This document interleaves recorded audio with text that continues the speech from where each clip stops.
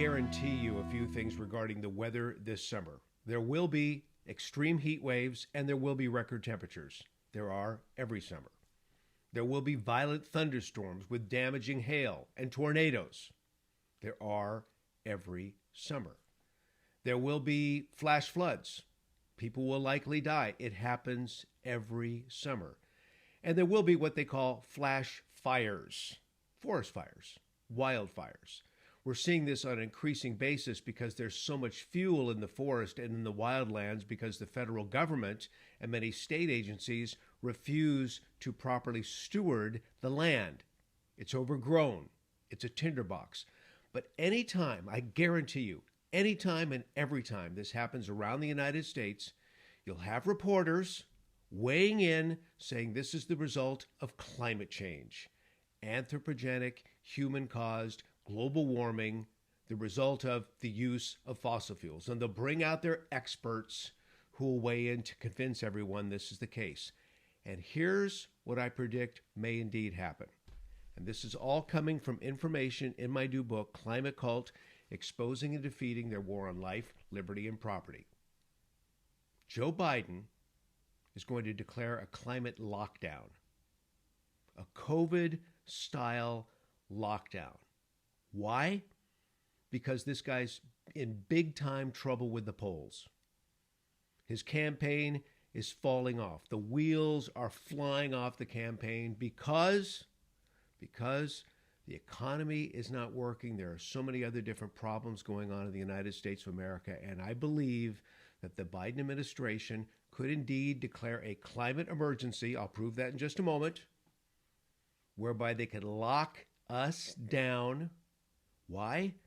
So they will have a better opportunity to manipulate the vote and secure themselves a victory, steal the vote, get a second term in order to keep Donald Trump away from the White House. But with that introduction, thanks for joining me. I'm Brian Sussman. This is the Brian Sussman Show podcast. Now, why would I say that? Because the Biden administration right now is in trouble. They're in trouble in the polls. Things are not going well for them. No surprise, because one, despite the statistics that they spit out at us through their various talking heads in the media, we all know the economy is in dire straits right now. It's getting very, very expensive to live. We vote with our pocketbooks. Even the liberal Democrats quietly will admit the economy is in trouble. Second, our standing in the world is despicable right now. We have so little respect or no respect at all from the bad guys in this world. They're watching Joe Biden make these speeches, not being able to string a sentence together sometimes, not knowing where he is at other times. And then, interestingly, sometimes he's able to do an entire speech almost perfectly. You kind of wonder, are they feeding him something? Is there some drug that they're giving him to allow him to be able to make it through an entire speech with some level of intelligence? Or is that an AI version of Joe Biden we're seeing? I'm serious. In either case, the bad guys are watching and they're looking at a potential opportunity. And the last thing they want is Donald Trump back in office. World leaders are watching this. Keep in mind, there's a big enemy across the ocean, China. They have a plan. By the year 2049, they want to overtake the United States of America. That's their 100-year anniversary of communism. They want to dominate the West. So they're watching this with glee. The last person they want in office is a Donald Trump because they didn't know what to make of this man. He will tell you what he's thinking. He will tell you what he's feeling. He was a wild card. They fear Donald Trump. So let's talk about this climate lockdown. The Biden administration and congressional Democrats and even people at the United Nations have been talking about a climate emergency. Indeed, the Biden administration has said it out loud. The president is considering using executive authority That's unilateral authority from the Oval Office to declare a climate emergency. What's at the heart of this climate agenda? What's at the heart of this environmental movement that they would want to lock us down to keep Donald Trump from being president? It's because they loathe personal freedom. They don't want you to be free. They don't want you to enjoy liberty. And certainly, they don't want you to enjoy personal property. They want to control us, stack and pack housing, 15-minute cities, and live in a situation whereby we'll have a smaller carbon footprint and therefore be more easily controlled. And something I came across when writing the book, I've read a lot of what Karl Marx had to say and what his writing partner Frederick Engels had to say. Frederick Engels in the 1880s, it's in the book. Frederick Engels in the 1880s put forward a scenario whereby smoke and soot from industrialization would go into the atmosphere and cause Earth to become a ball of ice, void of life altogether. It's called global cooling. And now, of course, we have global warming and climate change. This started with Marx and has continued now to the United Nations. Fast forward to the 1980s. The United Nations, in their effort to hammer private property rights and capitalism at large and freedom, what do? They came up with a paper called Our Common Future. It's also known as the Brundtland Report. Anyone who has received an atmospheric science degree or any kind of environmental science degree over the last 20 years knows of Our Common Future. It's quoted on a regular basis, and I talk a lot about it in the new book. Okay, this is 1987. No one had gone here before. 1987, CO2, carbon dioxide, an ingredient necessary for life, was deemed a pollutant. Not only the cause of global warming, but a threat. This is from the United Nations. CO2 was deemed a threat to world peace and an agent of economic inequality. Now, something else I talk about in the book, and I've got the documentation.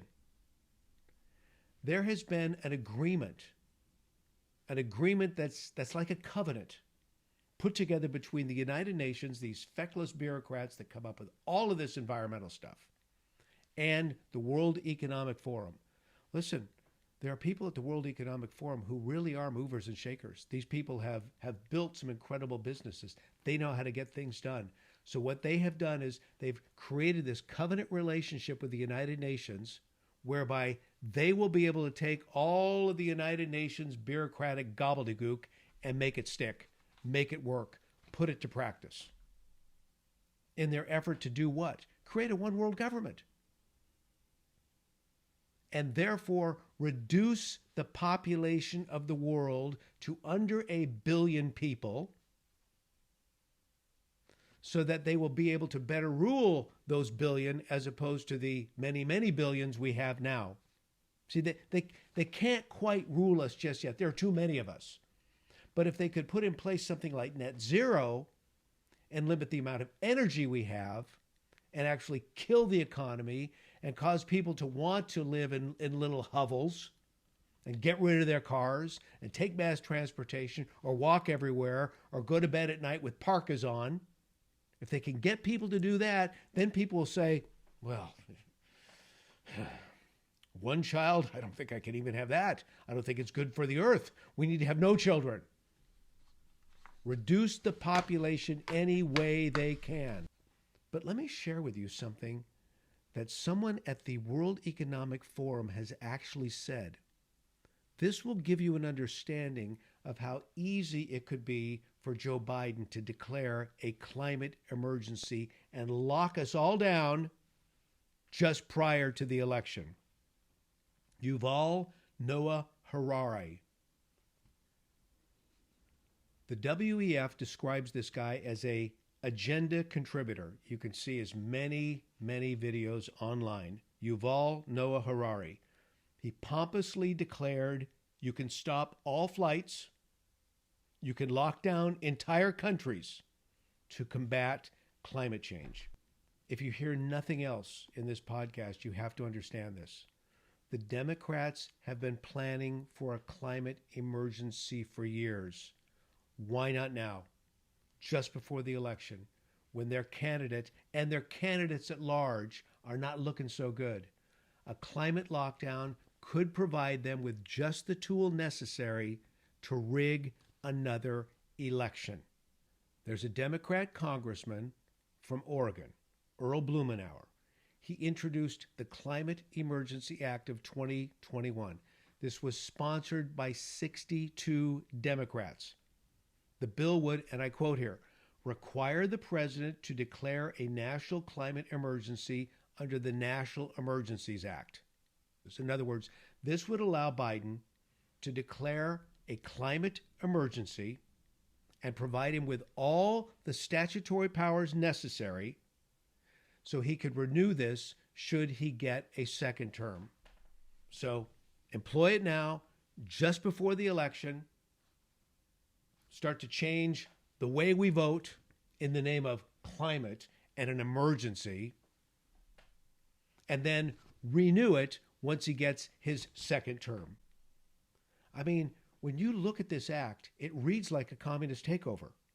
It demands a these are the words. It demands a radically and socially just plan to increase things like union membership, guarantee wages, guarantee benefits. This is very close to, universal basic income, which is something else that the World Economic Forum is all for.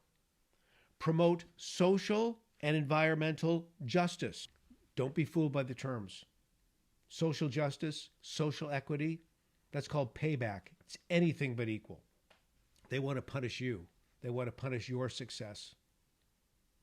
They look at you and say it's not fair. You've climbed the ladder a little too high. You don't deserve it. You're not worthy. You can't be trusted. Left to your own devices, you will destroy the planet and harm other people as well.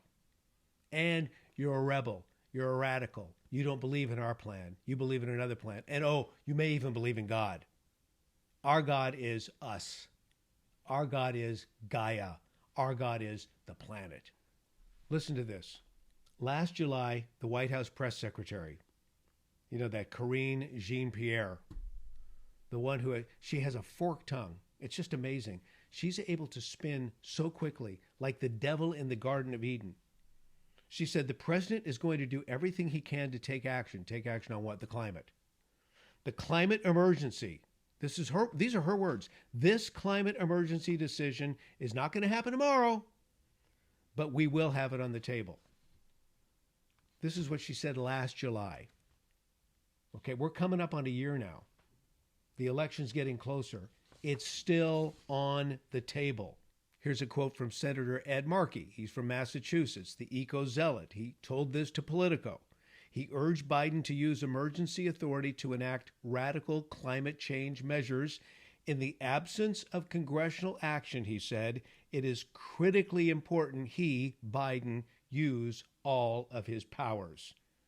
And of course, working in tandem with Democrats on Capitol Hill, there's the United Nations. They've got their own climate emergency webpage. And here's what the webpage says. The science is clear. The world is in a state of climate emergency, and we need to shift into emergency gear. Wink, wink, nod, nod, do it, Joe Biden. Can I tell you something? The science is clear. The science is clear that carbon dioxide is a requirement for life. More carbon dioxide, more plant life, the better we all live. And by the way, it actually has warmed. The planet has warmed. Since the Industrial Revolution in the mid-1800s, we've warmed about 1 degree Celsius. And guess what? That's been great for the planet as well.